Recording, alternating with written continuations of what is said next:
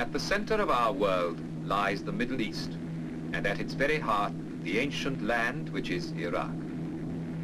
Two great rivers span its length, the Tigris and Euphrates. In the plain, made rich and fertile by their waters, the earliest civilizations known to man were born. Out of this ancient heritage, the citizens of one of the world's youngest nations are building a new life and a modern state.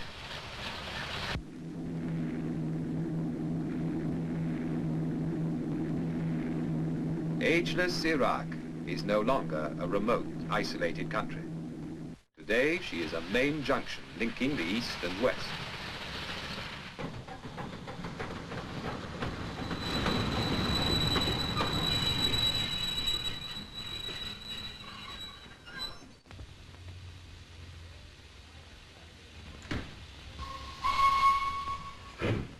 Her capital is Baghdad, a name that conjures up all the romance of Harun al-Rashid and the Arabian Nights of 1,000 years ago, when this was the fabulous capital of the Islamic world.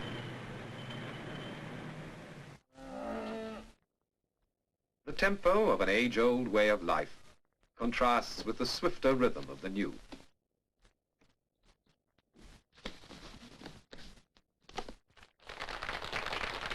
The 20th century has come to Baghdad, with steel and concrete, with shining cars and wide streets.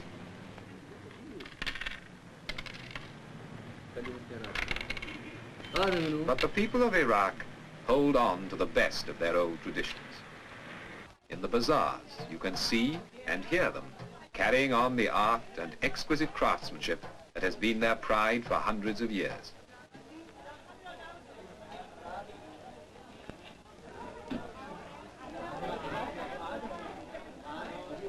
"2,000 years before Christ, the world's first code of justice was laid down in the halls of Babylon. Today, in Baghdad, a modern police force upholds the laws of a sovereign state.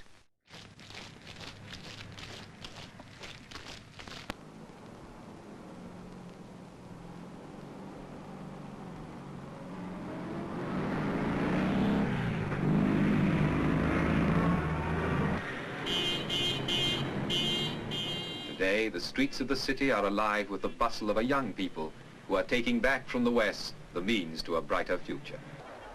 And in their enjoyment of sport, the same is true.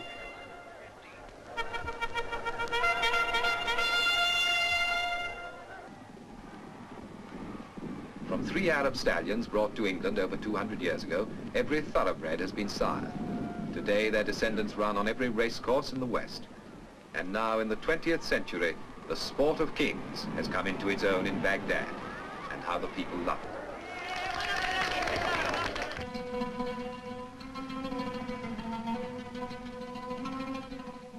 For the people of Iraq, the waters of the two great rivers, Tigris and Euphrates, are indeed the waters of life.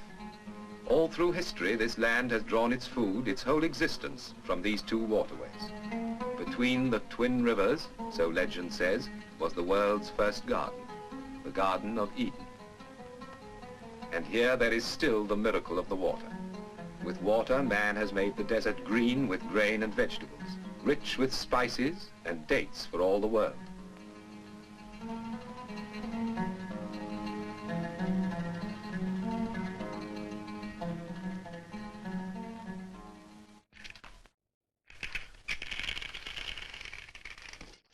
Without the water of the two great rivers, and without the skill that makes them serve the land, much of Iraq would be a desert.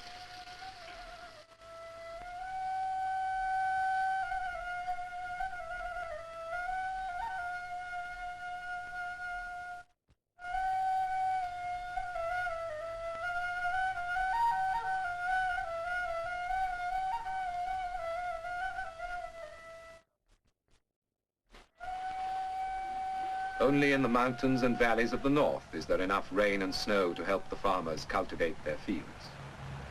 Here, the life of the Kurdish tribes, farmers and hunters all, still follows an age-old pattern set by the sun and the changing seasons. When you visit one of their villages, you begin to remember Jacob and his flocks, and Rebecca at the well.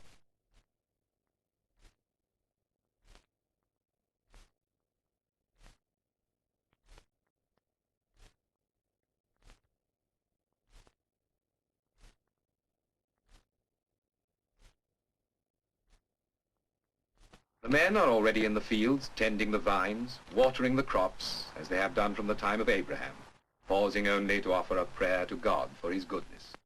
Allahu Akbar, Allahu Akbar. Ashhadu an la ilaha illallah. Ashhadu an la ilaha illallah. Ashhadu anna Muhammadan Rasulullah. أشهد أن محمدا رسول الله. حي على الصلاة، حي على الصلاة.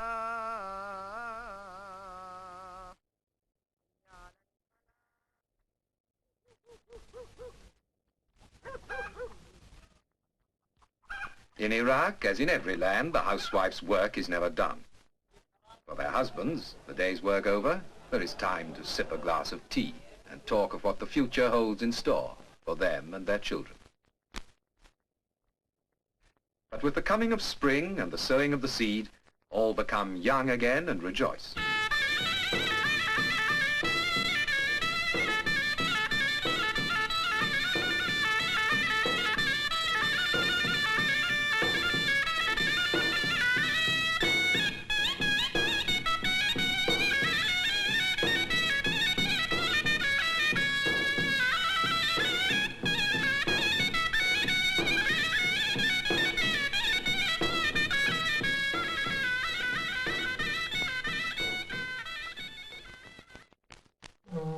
From the cool mountains of the north, where the waters rise, down across the central plains to the burning heat of the Persian Gulf, where the twin rivers join in the Shatt al-Arab.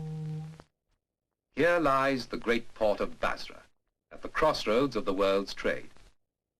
For generations, seafaring men had made this their port of call, and the fables of Sinbad the Sailor were based on the stories they told.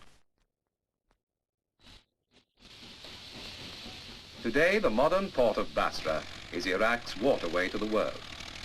Ships laden with the goods of the new age sail out from the Persian Gulf to the Indian Ocean and the Far Orient. And the skies over Basra are thronged with the traffic of the air.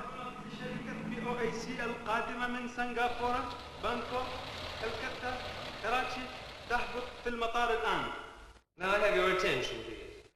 The OAC announced the arrival of Arnold Flight 785 from Singapore, Bangkok.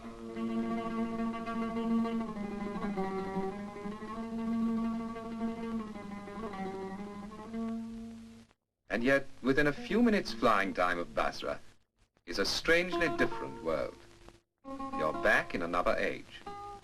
Here, amid lakes and marshes, water has created a way of life all its own.